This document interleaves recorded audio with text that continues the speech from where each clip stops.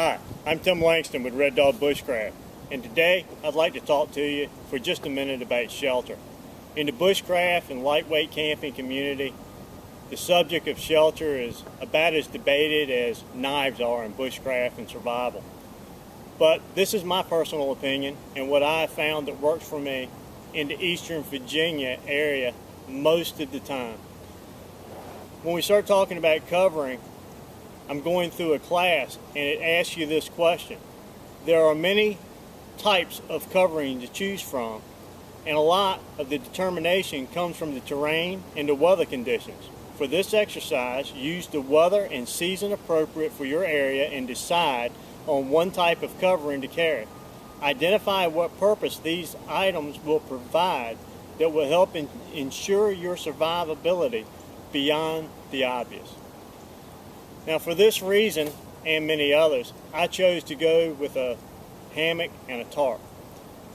My kit actually consists of a sea-line bag with a military wool blanket, a hammock that is a grand trunk style, and the reason I chose that is because it was on sale at a local store that was going out of business, and it had a mosquito net on it, and I really liked that. And I went with a DD hammock tarp. It's all kept inside of a sea-line bag so it stays dry, and it packs away easily inside of my backpack. The other things that are included inside that kit are some 550 paracord, some bait line, a roll of Gorilla Tape, and my saw. And those have obvious reasons, of course. Along with the state kit, it just makes setting up your sleeping system a lot easier. But there's some other uses that this thing can be used for, and I'll go through that and I'll show you a couple of those. Just adds to the reasoning of why I chose this particular system. Plus, it keeps me off the ground. It's good in inclement weather, and around here it gets so hot and humid, it really serves me better, I think, than a tent. A tent in the wintertime and when we're family camping, I have nothing against those two. There's some great tents out there right now.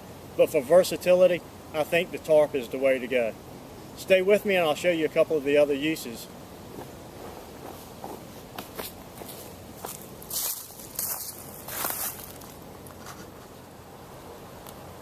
Here's my system in its entirety. There's the wool blanket on the left, the DD hammock, some extra hanks of paracord. This is my hammock, my roll of duct tape, and my saw has moved away over here on my backpack. That all fits inside that sea-line bag. A very easy tool to use your tarp for is a rain catch. At first glance, the shelter may look like it's not very taut, not going to do a very good job against the rain, protecting you from the elements, but really there's plenty of room for shade to get out from the rain underneath this. But as you notice, there's plenty of slack left inside, and with a little weight in the center, we have the ability to catch a lot of rain, especially if I'm going to come out here and dip and fill up all of my containers.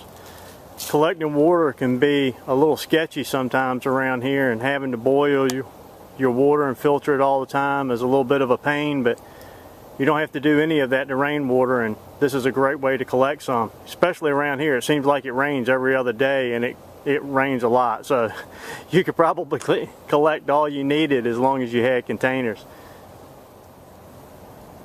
Okay, a second use for your tarp. Now, I didn't go too crazy with this and really fill it up. No sense in getting the tarp all dirty for demonstration purposes, but here it is. It can be used as a drag or for a large bag to collect debris.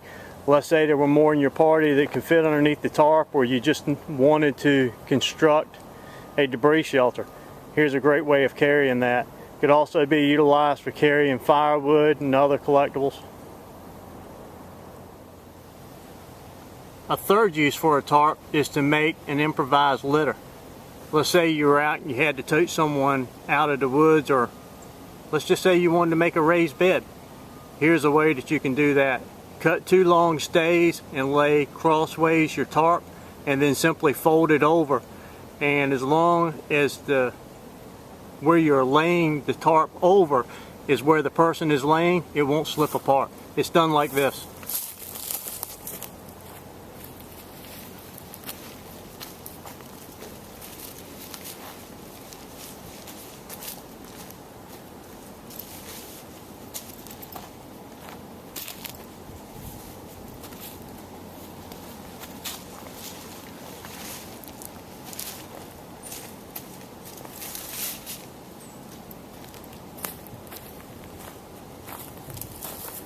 Now I know what you're saying.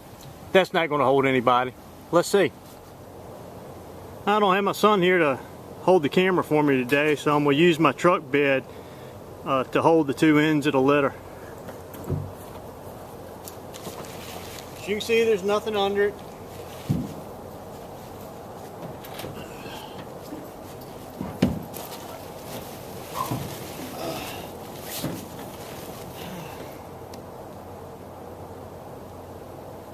Man, I could sleep like this. This is awesome. Oh, this is good. Alright, enough of that.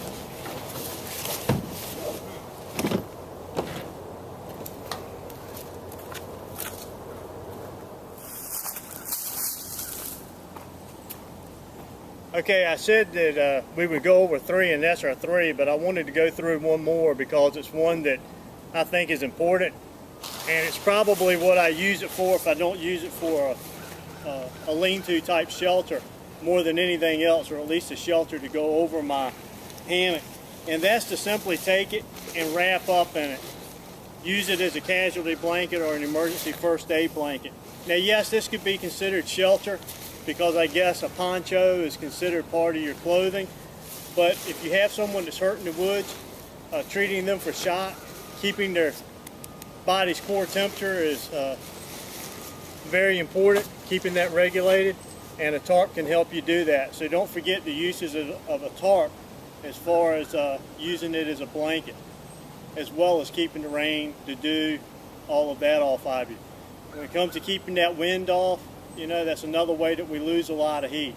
So there's just a couple of uses for the tarp portion of the hammock and why I choose to use that when I'm out practicing my bushcraft. A lot of different opinions out there. Take it for what it is, but there's just a couple of uses for you.